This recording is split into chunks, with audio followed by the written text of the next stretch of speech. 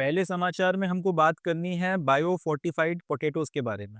ये news environmental ecology and biodiversity के point of view से बहुत काम की है, बहुत इम्पोर्टेंट है एंड मुझे कोई ख़ास आश्चर्य होगा नहीं अगर यूपीएससी के अपकमिंग जितने भी कॉम्पिटिटिव एग्ज़ामिनेशंस हैं उनमें या सिविल सर्विसेज 2026 में इसके ऊपर एक क्वेश्चन पूछ लिया जाए। तो इसको देखते हैं। समाचार यह है कि director general of Peru based international potato centre (CIP) said that biofortified potatoes with added iron content will soon be available in India। तो एक इंटरनेशनल पोटैटो सेंटर है जो पेरू में बेस्ड है या पेरू में इनका हेडक्वार्टर है। ये लोग काम करते हैं कि जो पोटैटो की वैरायटीज़ हैं उनका उनकी पैदावार किस तरह से बढ़ाई जा सके, अलग अलग इलाकों में उनको उगाने के लिए क्या क्या उसमें चेंजेस करने हैं उस पर ये फोकस करते हैं। और उसमें फर्दर अगर आप न्यूट्रिशन की मात्रा बढ़ाना चाहते हैं, उनकी वैरायटीज़ में कुछ चेंजेस लाना चाहते हैं और इस तरीके के जितने भी काम हैं पोटैटो से रिलेटेड, वो सारे काम देखने की ज़िम्मेदारी इस संस्था के ऊपर है जिसका नाम है इंटरनेशनल पोटैटो सेंटर। अब इनका जो डायरेक्टर जनरल है, उसने ये बोला है कि बहुत जल्दी भारत में बायो फोर्टिफाइड पोटैटोज़ जो हैं, जिसमें आयरन कंटेंट की मात्रा ज़्यादा होगी, उसको हम लोग अवेलेबल करवा देंगे। समझिएगा, मैं बताता हूँ आपको थोड़ी देर में कि बायो फोर्टिफाइड का मतलब क्या होता है। इन्होंने क्या बयान दिया है कि भारत में बहुत जल्दी ऐसे आलू, जिनको बायो फोर्टिफाइड पोटैटोज़ बोला जाता है, वो मिलने लगेंगे जिसमें आयरन की मात्रा ज़्यादा रहेगी। कंपैरेटिवली आलू में आयरन का कंटेंट उतना नहीं होता है। तो अब ऐसे आलू जो हैं ये अवेलेबल कराने वाले हैं जिसमें आयरन का कंटेंट ज़्यादा मात्रा में आपको देखने के लिए मिलेगा। Already, the biofortified sweet potatoes with added vitamin A developed by using the technology of CIP are available in Karnataka, Assam, West Bengal और उड़ीसा। एंड ऐसा भी नहीं है कि भारत में इस तरीके के बायोफोर्टिफाइड पोटैटोज़ पहली ऐसी कोई सब्ज़ी है जो अवेलेबल करवाई जा रही है ये CIP वालों के द्वारा। इसके पहले इन्होंने जो आपकी शकरकंद होती है, स्वीट पोटैटो भी हम जिसको कहते हैं, उसका बायोफोर्टिफाइड वर्जन जिसमें विटामिन ए की मात्रा ज़्यादा है, उसको इन्होंने मार्केट्स में इंडिया में अवेलेबल करवाया है और वो कर्नाटक में, असम में, पश्चिम बंगाल और उड़ीसा जहाँ पर इसका ज़्यादा मात्रा में खपत है, ज़्यादा मात्रा में इसका सेवन किया जाता है, वहाँ की मार्केट में ये फ्रीली अवेलेबल है। बिक रहा है, किसी तरीके की कोई शिकायत नहीं आई और बढ़िया जो है इसका जो आपके ऑब्जेक्टिव्स हैं कि विटामिन ए ज़्यादा से ज़्यादा मात्रा में लोगों के अंदर पहुँचे इनकी कंज़म्पशन की मदद से, वो ऑब्जेक्टिव्स भी पूरे हो रहे हैं। तो ये तो अपना समाचार हो गया। अब यहाँ पर ये जो वर्ड यूज़ हुआ है बायो फोर्टिफाइड पोटैटोज़, थोड़ा-सा इसके बारे में हमको पढ़ना पड़ेगा या यूँ बोलूँ कि बायो फोर्टिफिकेशन क्या होता है, थोड़ा-सा इसके बारे में अब हमको बात करनी पड़ेगी। तो देखते हैं इसे। Biofortification is the process of breeding or genetically modifying crops to increase their nutritional value, specifically by enhancing levels of vitamins, minerals, proteins and healthy fats। तो बेसिकली बायोफोर्टिफिकेशन का मतलब क्या है? ये एक प्रक्रिया है जिसकी मदद से आपके जो क्रॉप्स हैं, सब्जी हो गई, अनाज हो गए, कोई भी चीज़ हो गई जिसका सेवन किया जाता है, उसको जेनेटिकली मॉडिफाई किया जाता है या फिर उसकी खास तरीके से ब्रीडिंग की जाती है। उगाने के पहले उसके जो बीज होते हैं उसमें चेंजेस होते हैं, उनका जेनेटिकल मॉडिफिकेशन होता है और इस तरीके से उसका जेनेटिकल मॉडिफिकेशन किया जाता है कि या तो उसके अंदर ऐसा कोई आपका न्यूट्रिशनल कंटेंट जो मौजूद नहीं है उसको जो है इंट्रोड्यूस करा दिया जाए या जितनी मात्रा में वो न्यूट्रिशनल कंटेंट मौजूद है उसकी मात्रा को बढ़ा दिया जाए। ये तो इसके लिए जो प्रोसेस का इस्तेमाल किया जाता है उसको बोला जाता है बायोफोर्टिफिकेशन। खास तौर पर इसकी मदद से किसी अगर आप क्रॉप्स की बात कर लें, ग्रेन्स की बात कर लें या किसी सब्जी की बात कर लें, उसमें विटामिन्स की मात्रा को बढ़ाने के ऊपर फोकस किया जाता है। मिनरल्स हो गए, प्रोटीन्स हो गए और हेल्दी फैट्स जो हैं, इस तरीके की चीज़ों को बढ़ाने के ऊपर फोकस किया जाता है। एंड ये जो पूरी की पूरी प्रोसेस है बायोफोर्टिफिकेशन, ये एक और प्रोसेस होती है जिसका नाम है फूड फोर्टिफिकेशन, उससे थोड़ा-सा डिफर करती है। किस तरह से वो देखता है?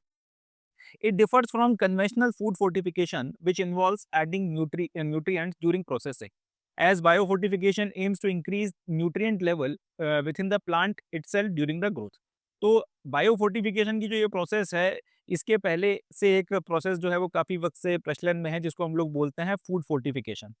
फूड फोर्टिफिकेशन में क्या किया जाता है कि आपका जो ग्रेन है या फिर आपका जो सब्जी या वेजिटेबल है उसको वो जैसा उगता है वैसा का वैसा उगा लिया। अब उसकी प्रोसेसिंग कर आप कुछ और बना रहे हो, जैसे कि आप गेहूँ से आटा बना रहे हो या चावल से आप कोई और चीज़ बना रहे हो। सब्जियाँ जो हैं जैसे आलू की बात कर लेते हैं, आलू के चिप्स बन रहे हैं या फिर कोई और चीज़ बनाई जा रही है सब्जियों की, तो जब उनकी प्रोसेसिंग की जाती है, उस वक़्त उनके साथ में एक प्रोसेस होती है जिसको बोलते हैं फूड फोर्टिफिकेशन और उसकी मदद से न्यूट्रिएंट्स वगैरह को ऐड किया जाता है। ठीक है जी? जो भी आपकी सब्ज़ी या जो भी आपका ग्रेन है, उसमें उस वक़्त में न्यूट्रिएंट्स को ऐड किया जाता है। अब यहाँ पर जो एक्चुअल में आपका क्रॉप या फिर जो भी आपकी सब्ज़ी उगाई जा रही है उसमें ज ज आपका लगाने से लेके उगा के काटने तक की प्रोसेस में किसी तरीके का कोई चेंज नहीं है, वो जैसी उगती है वैसे ही उसको उगाया जा रहा है। बाद में उसको अल्टीमेटली आपका प्लेट पे लाने के पहले उसकी जो प्रोसेसिंग होती है तब उसमें न्यूट्रिएंट्स वगैरह को जो है शामिल किया जाता है। अब ये जो प्रोसेस है ये कहलाती है फूड फोर्टिफिकेशन। बायो फोर्टिफिकेशन इस प्रोसेस से पूरी तरह से अलग है क्योंकि बायो फोर्टिफिकेशन में जो आप न्यूट्रिएंट लेवल बढ़ाने की कोशिश कर रहे हो, वो तभी कर रहे हो जब उस प्लांट जब जो भी आपकी चीज़ है उसको उगाया जा रहा है। अगर आप गेहूँ की बात कर लें या व्हीट की बात कर लें, तो व्हीट में उग जाने के बाद में अगर आप और उसकी प्रोसेसिंग हो रही है और तब आप उसमें न्यूट्रिएंट्स जो हैं ऐड अप करने की कोशिश करते हैं, तो उसके लिए जो प्रोसेस इस्तेमाल होती है वो है फूड फोर्टिफिकेशन। बट आपने ये जो पूरा गेहूँ उग रहा है, उसी वक़्त में अगर आपने जो प्रोसेस करी है जिसकी मदद से जब ये अल्टीमेटली गेहूँ जब कट कर आपके पास में आएगा तब पहले से ही उसकी न्यूट्रिशनल वैल्यू बहुत ज़्यादा है।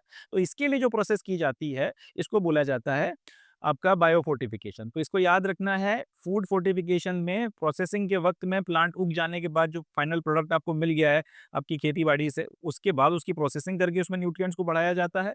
बायो फोर्टिफिकेशन में क्या होता है, न्यूट्रिएंट लेवल को जब आपकी ग्रोथ हो रही है, जब आपने लगाया नहीं है उसके पहले ही आपने ऐसे इंतजाम किए हैं कि जब ये उगेगा तभी ज्यादा मात्रा में न्यूट्रिएंट्स की वैल्यू के साथ में ही आएगा जो भी आपका फाइनल प्रोडक्ट आपको मिलना है। This approach aims to improve public health by providing crops that are more nutritious, especially in regions where diet may be lacking in essential nutrients. तो आप बायो फोर्टिफिकेशन की मदद से आपको जो फाइनल प्रोडक्ट मिलता है इसका फ़ायदा यह है कि पब्लिक हेल्थ के ऊपर इसका बड़ा अच्छा असर पड़ता है क्योंकि ऐसे इलाकों में जहाँ पर लोगों के अंदर किसी सर्टेन तरीके की न्यूट्रिशन की कमी है, जैसे कोई एक इलाका है जहाँ पे आयरन की डेफिशिएंसी बहुत ज़्यादा है या कोई एक इलाका है जहाँ पे विटामिन ए या विटामिन बी या कोई और दूसरे दूसरे विटामिन या प्रोटीन की या किसी और न्यूट्रिएंट की जो है कमी बहुत ज़्यादा है। अब ऐसे इलाके में अगर आप बायो फोर्टिफिकेशन की मदद से उनका जो नेचुरल खाना है, जो भी वो खाते हैं, let's say for the sake of argument कि वो लोग चावल खाते हैं। अब चावल में आपने जो है जिन न्यूट्रिएंट्स की उनके शरीर में कमी है, बायो फोर्टिफिकेशन की मदद से आपने उस न्यूट्रिएंट की मात्रा को जो चावल वहाँ पे उगाया जा रहा है उसमें बढ़ा दिया। अब चावल उनका रेगुलर कंजम्पशन है तो वो उसी को खा रहे हैं, बट उसके साथ में जो उनकी डाइट में कमी है जिसके चलते उनको कई शिकायतें हैं या कई बीमारियाँ हैं या एक सर्टेन तरीके की जो आपकी के इश्यूज़ अगर आपको उनकी पूरी देखने को मिलते हैं, वो पैटर्न टूट जाएगा और उनको एसेंशियल जो न्यूट्रिएंट्स हैं जो भी उनकी कमी है वो सारी कमी पूरी हो जाएगी। उनको अपनी डाइट में भी किसी तरीके का चेंज करना नहीं पड़ेगा और ऐसा भी नहीं है कि आपको वहाँ पे जो क्रॉप्स उगाए जा रहे हैं उसमें किसी तरीके का बदलाव करने की ज़रूरत है। Biofortification focuses on increasing the levels of key micronutrients like iron, zinc and vitamin A, which are often deficient in the diets of many population. खास तौर पे बायोफोर्टिफिकेशन की जो प्रोसेस है इसकी मदद से जो आपके ज़्यादातर जो की माइक्रोन्यूट्रिएंट्स हैं उसके ऊपर उनका जो कंटेंट है उसको बढ़ाने के ऊपर फोकस किया जाता है। जैसे आयरन हो गया, जिंक हो गया, विटामिन ए हो गया, इनकी कमी आपको ज़्यादातर पॉपुलेशंस में देखने के लिए मिलती है। कई पॉपुलेशंस ऐसी डाइट लेती हैं जिसमें आयरन कम मात्रा में है या जितनी मात्रा में आपको चाहिए उतनी मात्रा में नहीं मिलता। वेजिटेरियन डाइट के साथ में जैसे कई बार एक शिकायत होती है लोगों को कि इसमें प्रोटीन उतनी मात्रा में नहीं है जितने में आपको चाहिए है। कार्बोहाइड्रेट बहुत ज़्यादा मात्रा में है या फिर विटामिन ए की कमी आपको कई जगहों पे देखने को मिलती है। तो इस तरीके की जो कमियाँ हैं और पूरी की पूरी पॉपुलेशन या समाज के एक बड़े तबके अगर उसके चलते डेफिशिएंसी का शिकार हैं और उसके कारण से कई सारी प्रॉब्लम्स आ रही हैं, तो उसको डील करने के लिए ये बायो फोर्टिफिकेशन कर कर उनका जो नेचुरल खाना है उसमें भी कोई बदलाव करने की ज़रूरत नहीं। उसी में उन माइक्रो न्यूट्रिएंट्स की मात्रा को बढ़ा कर दो और वही खिलाओ, तो उससे आपका जो है काम बन जाएगा और आपका जो भी ऑब्जेक्टिव है वो पूरा हो जाएगा। It aims to address micronutrient deficiencies which can lead to various health problems including impaired growth, weakened immunity and increased susceptibility to diseases। तो वही बात की जो माइक्रोन्यूट्रिएंट्स की कमी है उसके चलते जो समस्याएं होती हैं, चाहे आपकी ग्रोथ में कोई दिक्कत आ रही हो, आपका जो पूरा का पूरा इम्यूनिटी कमज़ोर है जिससे बार-बार आप बीमार हो रहे हैं या सर्टेन तरीके की बीमारियाँ आपको आसानी से हो जाती हैं, बहुत आसानी से बीमार पड़ जाते हैं, बहुत बड़ी मात्रा में कई बार किसी डिसीज़ का जो है पूरी-पूरी महामारी आ जाती है। तो इस तरीके की समस्याएँ जो हैं वो दूर होती हैं जब आपकी बॉडी में ये माइक्रो न्यूट्रिएंट्स जिसकी कमी होती है, जब उसको पूरा किया जाता है। और इसके लिए बायो फोर्टिफिकेशन जो है वो सही चीज़ है, क्योंकि कई बार आपका फूड फोर्टिफिकेशन में टेस्ट बदल गया या फिर उसमें प्रोसेसिंग करने के बाद आप एक सर्टेन तरीके से ही जो उसको बना के खिला रहे हो तभी वो चीज़ आपको लग रही है। इस तरीके का कोई खेल नहीं है। जो खा रहे हो वही खाओ, किसी तरीके की कोई दिक्कत नहीं है। बस उसी में मॉडिफ़िकेशन करके क्योंकि आपको दिया है तो आपकी जो भी ज़रूरत है वो भी पूरी हो जाएगी। खाना भी आपका चेंज नहीं हुआ, डाइट में भी कोई बदलाव नहीं आया और ख़ास तौर पे इस तरीके की जब पॉपुलेशंस है, ज़्यादा पढ़ी-लिखी भी नहीं होती है, तो उसके बीच में कोई भ्रांति भी नहीं फैला सकता, कोई अफ़वाह भी नहीं फैला सकता कि इसमें ये आपका अगर फूड फोर्टिफिकेशन से अगर आप करके भेजे हो तो इसमें ये शामिल है, वो शामिल है, तुम्हें ये हो जाएगा, वो हो जाएगा। क्योंकि जो खाना आप खा रहे हो वही खाना आपके हाथ में आ रहा है, उसमें कोई मॉडिफिकेशन है नहीं। तो इससे भी जो है लोगों को भ्रमित नहीं किया जा सकता। इन सारी वजूहात के चलते बायो फोर्टिफिकेशन एक सही चीज़ है और उसी बायो फोर्टिफिकेशन वो फोर्टिफिकेशन का इस्तेमाल कर आयरन का कंटेंट बढ़ाए हुए या ऐसे आलू जो जिनमें आयरन का कंटेंट ज़्यादा मात्रा में है, उसको उनको जो है भारत के मार्केट में उतारा जा रहा है, क्योंकि आयरन की डेफिशिएंसी भारत में काफ़ी बड़े पैमाने पर जो है देखी जा रही है। CIP said that the focus is on the iron fortification of potatoes. The technology is already shared with Indian Council of Agriculture's Central Potato Institute in Shimla. तो वही बात जो मैंने कही कि इनका फिलहाल जो फोकस है, अब कहने को तो अब आलू में कई सारे फिर ऐसे न्यूट्रिएंट्स आप डाल के दे सकते हो जिसकी कमी है, मगर खास एम्फेसिस जो है वो है आयरन का जो की मात्रा है उसके फोर्टिफिकेशन के ऊपर, या आयरन जो है उसका कंटेंट आपको पोटेटोज में बढ़ाना है। वजह यह है, भारत की एक बड़ी पॉपुलेशन जो है एनीमिया के शिकार है। भारत की एक बहुत बड़ी पॉपुलेशन में खून की कमी या एनीमिया देखा जाता है और उसकी कमी है, उसकी वजह है आयरन की डेफिशिएंसी। आयरन की इस डेफिशिएंसी के चलते एनीमिया बहुत ज़्यादा मात्रा में हो रहा है। अब जब ये आयरन फूड और आलू एक ऐसी चीज़ है जो भारत में अमीर से लेके गरीब सब लोग खाते हैं, स्टेपल फूड है। चाहे वेजिटेरियन हो, चाहे नॉन वेजिटेरियन हो, आप आलू जो है वो घर में बनता ही बनता है। और ऐसा भी नहीं है कि कभी-कभार बनता है, हफ्ते में कम से कम 3 से 4 बार जो है जनरली लोगों के यहाँ आलू बनता ही बनता है। कई लोगों के यहाँ रेगुलरली आलू जो है बनता है। बच्चों को भी खिलाने में कोई दिक्कत नहीं है। अच्छी-अच्छी डिशेज़ बन जाती हैं तो आसानी से आलू वगैरह वो खा लेते हैं। तो आयरन फोर्टिफिकेशन के जो ये आलू या फिर ये पोटैटो जो हैं, जब ये मार्केट में आएँगे, बड़ी मात्रा में कंज़म्पशन होगा, तो ये जो आयरन की डेफ़िशिएंसी है, इसको ख़त्म करके रख देंगे और ये जो खून की कमी है, एनीमिया की जो प्रॉब्लम हो रही है, ये सारी की सारी चीज़ें जो है समाप्त हो जाएँगी। इसका जो है आपको फ़ायदा काफ़ी ज़्यादा देखने के लिए मिलेगा। तो इन सारी वजूहात के चलते अभी जो है मेन फ़ोकस जो है वो किया जा रहा है आपका आयरन फोर्टिफिकेशन के ऊपर। एक बार जब आयरन फोर्टिफिकेशन हो जाएगा, आयरन फोर्टिफिकेशन के बाद और फिर जो दूसरे आपके न्यूट्रिएंट्स वगैरह हैं, उनके ऊपर भी फ़ोकस किया जाएगा। और इनको फिर बनाने के लिए ऐसा भी नहीं कि अलग से आपको कहीं से आलू इम्पोर्ट करना पड़ रहे हों, आपके भारत में ही जो है इनको उगाया जाएगा। इसके लिए टेक्नोलॉजी भी जो है सीआईपी ने आपका Indian council of agriculture centre के जो सेंट्रल पोटैटो इंस्टीट्यूट है शिमला में, उसके साथ में शेयर कर ली है। अब वो इसके बीज बना के फिर देश भर में बेचेगा या फिर जहाँ पे आलू बड़ी मात्रा में उगाए जाते हैं वहाँ पे भेजेगा। वहाँ पे फिर इनकी मदद से जो आलू उगाए जाएँगे, वो नेचुरली जो हैं आयरन में रिच होंगे और उन आयरन रिच आलूओं को फिर आप जो है सप्लाई करोगे देश भर में। उसकी सप्लाई के बाद उनका कंज़म्पशन के बाद में आपकी जो ये प्रॉब्लम है एनीमिया की, ये दूर हो जाएगी। तो इस पूरी की पूरी स्ट्रैटेजी के ऊपर ये लोग चल रहे हैं।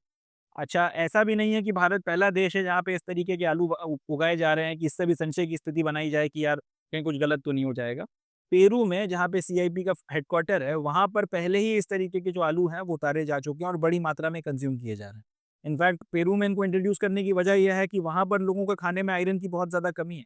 इसके चलते वहाँ पर आयरन डेफिशिएंसी जितनी भारत में है उससे और भी ज़्यादा है। तो ये भी एक वजह है कि इसके पहले पेरू में इनको इंट्रोड्यूस कराया जा चुका है। पेरू में बड़ी मात्रा में लोग इनका कंज़म्पशन कर रहे हैं और किसी तरीके की कोई दिक्कत या कोई समस्या आ नहीं रही। अच्छे रिज़ल्ट भी मिल रहे हैं। तो ये भी एक कॉन्फिडेंस बिल्डिंग मेजर है जिसके चलते कोई संशय की स्थिति जो है नहीं उठा पाएगा। अब बस आईसीएआर ये कर रहा है कि हिंदुस्तान की कंडीशंस में अच्छे से उग सकें, इस तरीके से इनमें जो भी मॉडिफ़िकेशंस आपको करने हैं वो मॉडिफ़िकेशन किए जाएँगे और उसके बाद में धड़ाधड़ इनकी सप्लाई होगी। बड़ी मात्रा में जो है इनका फिर इस्तेमाल जो है इंडियन कंडीशंस के हिसाब से किया जाएगा। साथ ही साथ इस पूरी की पूरी चीज़ को देखने के लिए आगे और फर्दर इसमें जो है आपका रिसर्च अगर आपको करनी है और फर्दर इसमें इम्प्रूवमेंट करना है, एंड जैसा कि मैंने बोला कि आयरन के अलावा आलू एक ऐसी चीज़ है भारत में हर चीज़ में लगभग पड़ती है या ऑलमोस्ट ऑलमोस्ट सब लोग खाते हैं। तो हो सकता है कल को और भी माइक्रो न्यूट्रिएंट्स को शामिल करने के बारे में बात की जाए, तो सीआईपी अपना आगरा में सेंटर भी लगा रही है और फर्दर जो है यहाँ पे और अगर कुछ इम्प्रूवमेंट करना है तो उसके लिए भी ये लोग यहाँ से अपना जो रिसर्च वगैरह कंटिन्यू करेंगे। अच्छा, आगरा में सेंटर लगाने की वजह भी है कि भारत में जो पोटैटो प्रोडक्शन होता है, बड़ी मात्रा में या फिर उसका जो सबसे ज़्यादा प्रोडक्शन है वो आपको आगरा और उसके आसपास के इलाके में देखने के लिए मिलता है। इनफैक्ट जो पूरा का पूरा इंडो गैंगेटिक प्लेन है, ये दुनिया का सबसे लार्जेस्ट पोटैटो प्रोड्यूसिंग एरिया है। दुनिया में जो सबसे ज़्यादा आलू उगाया जाता है, वो भारत का जो पूरा इंडो गैंगेटिक प्लेन है, यूपी, बिहार, बंगाल का पूरा इलाका है, इस पूरे क्षेत्र में जो है दुनिया, मैं वर्ल्ड इंडिया की बात नहीं कर रहा हूँ, दुनिया का सबसे ज़्यादा आलू जो है उगाया जाता है, सबसे ज़्यादा पैदावार आपको आलू की यहाँ पे देखने के लिए मिलती है। तो ये जो है आपकी न्यूज़ है, बायो फोर्टिफिकेशन क्या है, हम लोगों ने एक तो ये चीज़ कवर कर ली, दूसरा बायो फोर्टिफाइड आलू जो है वो मार्केट में आ रहे हैं, तीसरा इसमें आयरन का कंटेंट जो है उसको बढ़ा के लाया जा रहा है, चौथा सीआईपी वालों की टेक्नोलॉजी है जिनका हेडक्वार्टर पेरू में है और इंडिया के साथ में इसको शेयर किया गया है। लास्ट बट नॉट लीस्ट, दुनिया में सबसे ज़्यादा आलू कहाँ उगाया जाता है? भारत में उगाया जाता है, और भारत में भी जो इंडो गैंगेटिक प्लेन है, यूपी, बिहार, बंगाल का जो पूरा का पूरा क्षेत्र है, इस क्षेत्र में आलू की सबसे ज़्यादा पैदावार हमको देखने के लिए मिलती है। एंड लास्ट, ये जो इंटरनेशनल पोटैटो इंस्टीट्यूट या सीआईपी है, इसका जो नया हेडक्वार्टर है, इसका जो नया ऑफिस है, हेडक्वार्टर तो गलत वर्ड हो गया, इसका जो नया एक सेक्टर है इंडिया में जो खुल रहा है, तो वो कहाँ पे खुल रहा है? आगरा में खुल रहा है। ये कुछ फैक्ट्स हैं जो इस न्यूज़ के अपने को याद रखने हैं। यहाँ से क्वेश्चन यूपीएससी में हाई चांसेस हैं, जितने भी एग्जामिनेशंस हैं इंक्लूडिंग प्रीलिम्स 2026 पूछा जा सकता है। चलें, that's it from this news. Next news देखते हैं।